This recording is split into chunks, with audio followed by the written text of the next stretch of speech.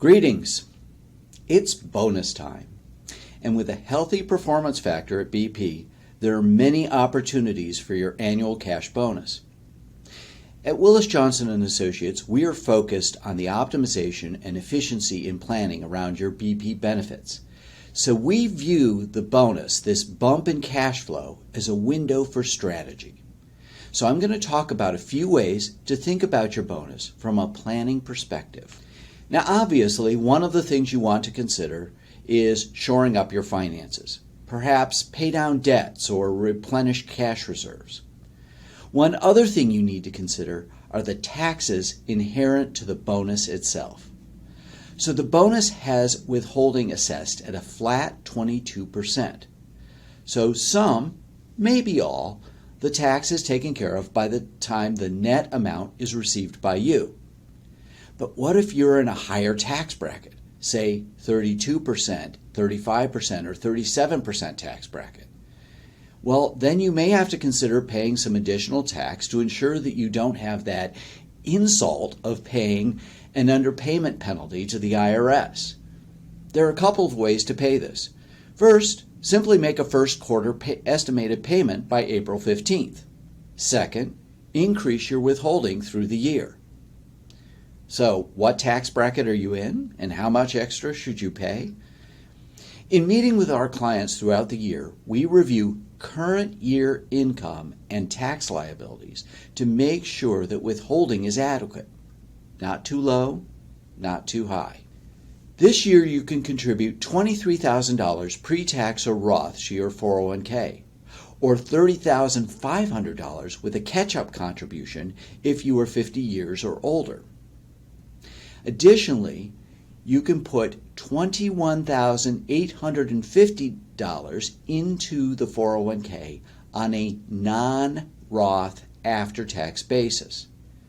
That's right, if you are over 50, you can put over $52,000 into the BP Employee Savings Plan. Now at this point, you can't go back and adjust your payroll 401k contribution this year, but you should be focused on properly setting your contribution for next year. Also, your bonus may have put you closer to a limit that may prevent you from contributing fully to your 401k. If you hit $345,000 in total base and bonus compensation in 2024, you are blocked from contributing more to the 401k. So, check your year-to-date contributions and your year-to-date cash compensation. Are you on track to max out that $52,000 before hitting the compensation limit? Then there's another challenge with the BP 401k. You can actually over-contribute. How? Well, the BP plan will let you fill up the total permitted contributions to your 401k. That's $69,000 if you are under 50 and $76,500 if you're 50 or older. This bumps BP's 7% contribution into a non-qualified plan called the Excess Benefit Plan, or EBP. This plan lacks planning flexibility, and contributions to it ideally should be minimized. So does this mean that you should stop contributing completely if you've already maxed out your pre-tax and Roth bucket and also your non-Roth after-tax bucket? No. You need to continue to contribute a minimum of 7% to get the match from BP. This may mean some amounts slipping into your non-qualified accounts, but you're focused on getting the maximum from your BP contribution. Beyond contributing to the 401k, you also can contribute to an IRA or Roth IRA. Now you may be thinking, I make too much money to contribute to either of these. Well, there is a limit for deductible IRA contributions and also for Roth contributions. It's $161,000 for single filers and $240,000 for married filers. However, it helps to know some of the other rules. One, There is no income limit for making after-tax contributions to traditional IRAs.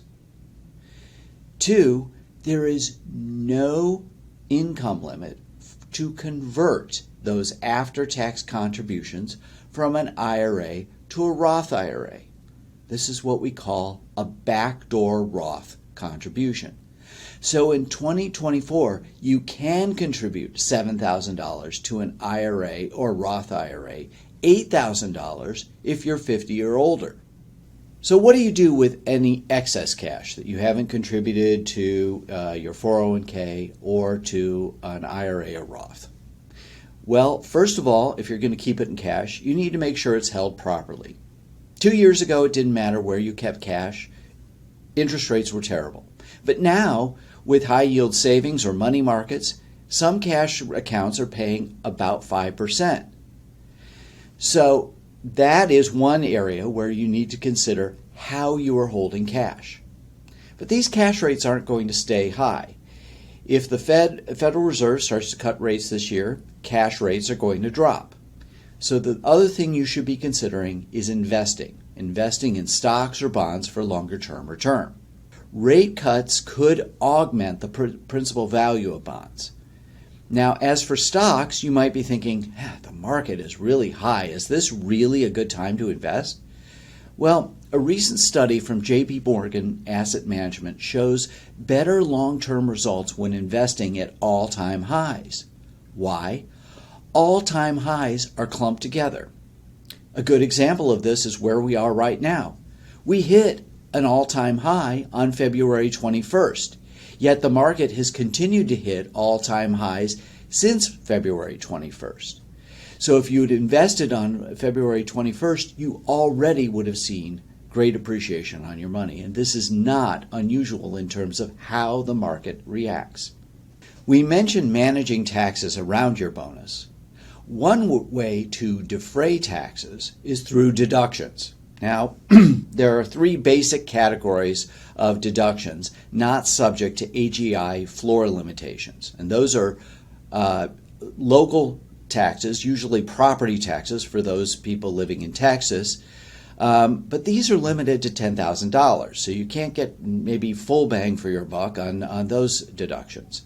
There's an interest deduction, but that's only applicable to mortgages. And unless you have a very large mortgage, and this is limited to only mortgages of $750,000 or less, you're not usually going to get a full deduction for your interest.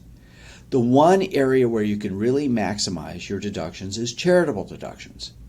In a year of major income, it may be helpful to increase your charitable giving. You may want to pay ahead on a pledge or pay ahead on the normal support you give to an organization like your church. Or you may want to establish a donor-advised fund. We have a great number of resources which go into these matters more deeply. What I've mentioned here are strategies on which we guide our clients all the time. For a confidential and complimentary consultation with our advisors, please reach out to us via our website. Congratulations on your bonus, and may you have a great year ahead.